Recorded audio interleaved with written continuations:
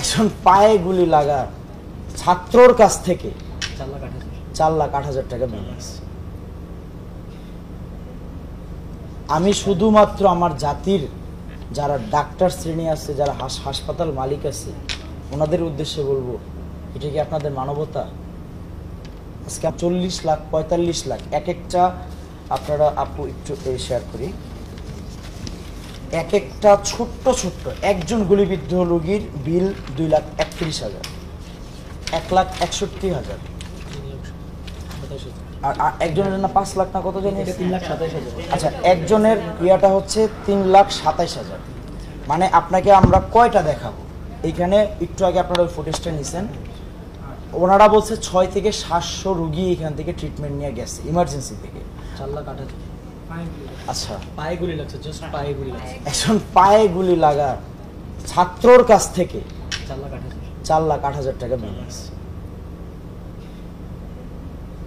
আমি শুধুমাত্র আমার জাতির যারা ডাক্তার শ্রেণী আছে, যারা হাসপাতাল মালিক আছে, ওনাদের উদ্দেশ্যে বলবো, এটা কি আপনাদের মানবতা? আজকে আমরা কোন জায়গায় দাঁড়িয়েছি যে আজকে আমি যখন লাইফ সাপোর্টের রোগীদের কাছে যাই, আইসিইউতে যাই, প্রথমে আমাদের ঢুকতেই দিবে না। ঘটনাটার সূত্রপাত ওই জায়গা থেকে, কোনো ছাত্র এলাও না, তাদের ফার্স্ট সিকিউরিটির ব্যবহারটা ছিল এমন। এরপরে আচ্ছা দিবে ম্যানেজারের সাথে যে ওই বিল্ডিংয়ে যায় কথা বললে, তারপর পারমিশন নিয়ে তারপরে আসে। আমার এখানে ইমার্জেন্সিতে রুগী কাতরাচ্ছে আইসিইউতে, আমি যাব এখন আমার ম্যানেজারের বিল্ডিংয়ে যাব ওনার কাছে খোঁজ নিতে। এই আপু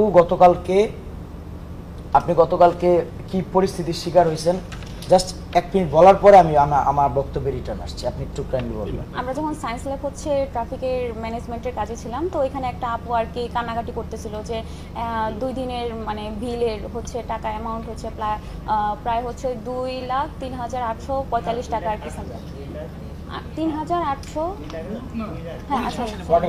তো ওই জায়গার মধ্যে এরকম সামথিং করা হয়েছে। তো বলছে যে একবার যখন গেছে তো 95 নাকি এরকম সামথিং টাকা দেওয়া হয়েছে, 1 লাখ টাকা দেওয়া হয়েছে।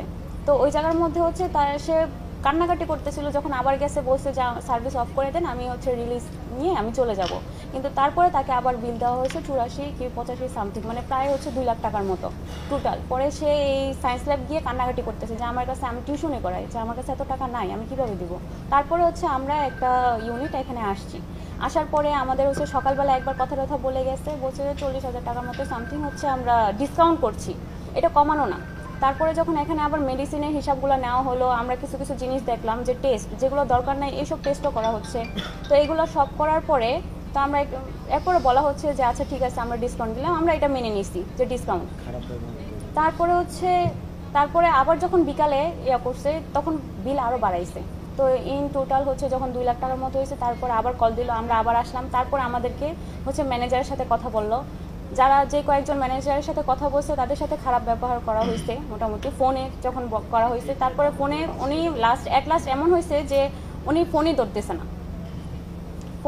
না। আমরা বলতেছি যে হ্যাঁ আমাদের এই জিনিসটা এত টাকা হবে না, আপনারা হয়তো বা কিছু কনসিডার করেন বা কিছু একটা করেন। আমরা 8টা পর্যন্ত শুধু 5 তলা 11 তলা আর হচ্ছে 2 তলা এইভাবে হচ্ছে দৌড়াদৌড়ি করছি। কারো কথায় কেউ কোনো একজনের কাছে গেলে বলে যে আপনি ওনার কাছে যান, ওনার কাছে গেলে বলে আপনি ওনার কাছে যান। আমাদের কাছে কোনো ইনফরমেশন নাই। আমরা যার কাছেই চাইতেছি যে হ্যাঁ আমাদেরকে এই জিনিসগুলো দেন, কেউ ক্লিয়ারটা দিবে না, ঠিক আছে। তো আমরা যখন আবার আইসিইউতে গেলাম তখন উপর থেকে হচ্ছে এই জিনিসটা একদম উপর পর্যন্ত চলে গেছে যে হ্যাঁ স্টুডেন্টরা আসছে এইভাবে করতেছে। তো ওনার কাছে আইসিইউতে দেখা করতে যাব, তো আমরা 2 জন গেলাম। তো আমাদেরকে হচ্ছে পিপি দরকার ছিল, পিপি নিয়ে যেতে হবে, তারপরে এইটা সেটা সব কিছু বললো। আমরা গেছি, আমাদেরকে হচ্ছে আটকায়, সবাই হচ্ছে ফোন টোন সাথে নিয়ে যাচ্ছে, আমরা না জানি ক্যামেরা দিয়ে হচ্ছে ভিডিও করি বা এরকম কিছু করি। ওনারা হচ্ছে আমাদের 2 জনের ফোনটাই শুধু রেখে দিল।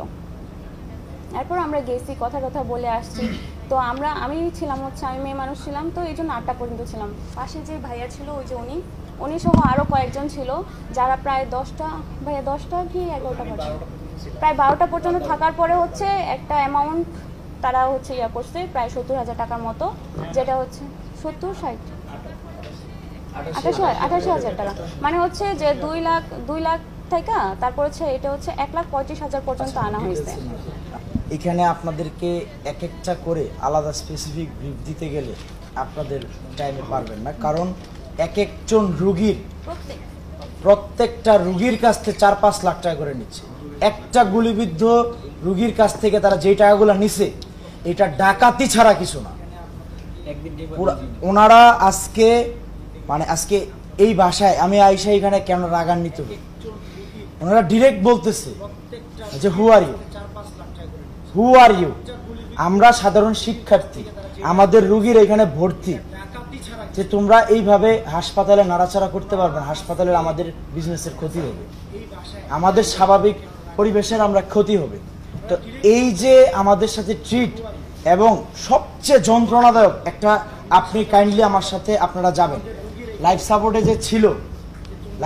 যে ছিল হসপিটালে যে ইফেক্টেড, সে আমার হাতে ধইরা কাঁপতে কাঁপতে কাঁদতেছে, বলে যে ভাই আমি 4 লাখ টাকা আমার দিচ্ছি, আমার পরিবারের কাছে টাকা নেই, এই এর নিচেই আছে, টাকা নাই। একদিকে তার শারীরিক অসুস্থতা তাকে চূড়ান্ত লেভেলের মৃত্যুর মুখে নিয়ে যাইতেছে, মৃত্যুর সাথে ওনারা মানে পাঞ্জালোর ব্যাপারটা এইভাবে না, মৃত্যুর সাথে তার একদম দ্বারপ্রান্তে। আবার এক দিক দিয়ে হাসপাতালের এই মানে নরপিশাচী, আমি বলবো নরপিশাচী কর্মকাণ্ড এই আহত, নিহত বা চূড়ান্ত লেভেলের আহত রোগীদের সাথে করতেছে। এখন তারা যাবে কোথায়? আপনারা বলেন যাবে কোথায়? এই মুহূর্তে আমাদের প্রথম দরকার, ছাত্র সমাজের প্রথম দরকার সাধারণ শিক্ষার্থীদের, যারা সারা বাংলাদেশে, আমরা তো এখনো ঢাকায় আছি, আমাদের এসি চলতেছে, কিন্তু আমাদের সারা বাংলাদেশের প্রান্তিক লেভেলে টেকনাফ থেকে তেঁতুলিয়া, রূপসা থেকে পাথুরিয়া পর্যন্ত আমাদের যত স্টুডেন্ট, সাধারণ জনগণ এই আন্দোলনের চূড়ান্ত পর্যায়ে আমাদের সাথে পাশে আসছিল। যারা আহত হয়েছিল, যারা নিহত হয়েছে তাদের জন্য আমাদের ছাত্রদের পক্ষ থেকে দাবি থাকবে, কিন্তু যারা আহত আছে হসপিটালগুলোতে তাদের সর্বোচ্চ সুচিকিৎসা নিশ্চিত করা। তাদেরকে কেন আর্থিকভাবে আপনি প্রেশার দিচ্ছেন? আমাদের রিকোয়েস্ট ছাত্রদের, আপনারা এই আর্থিকভাবে তাদের প্রেশার দিয়েন না, এবং তারা অলরেডি গুলিবিদ্ধ, তারা অলরেডি ইনজুর্ড, তারা অলরেডি ট্রমার মধ্যে আছে, তারা লাশের মধ্য থেকে বাইচে আসছে। প্লিজ আপনারা আপনাদের জাতির কাছে আমরা দাবি জানাচ্ছি করজোরে, তত্ত্বাবধায়ক সরকার ডক্টর মোহাম্মদ ইউনূস স্যার থেকে শুরু করে ওনারা যথেষ্ট আমাদের কোঅপারেট করতেছে, সরকার গঠন নিয়ে ওনারা ব্যস্ত আছে। আমি করজোরে আমার সমন্বয়ক ভাই বোনদের কাছেও রিকোয়েস্ট করব, প্লিজ আপনারা প্রত্যেকটা জায়গা থেকে এই আহত শিক্ষার্থীরা যারা আছে, বাইচা আছে, একটু লড়াই করতে, বিশেষ করে ঢাকা মেডিকেল কলেজ, আনোয়ার খান মেডিকেল কলেজ, পঙ্গু হাসপাতাল, আরো অনেক হাসপাতাল, বিভাগের বিভিন্ন জেলার হাসপাতালগুলোতে আরো খারাপ অবস্থা, সেখানে এরকম লাক্সারি হসপিটালিটি সিস্টেম নাই।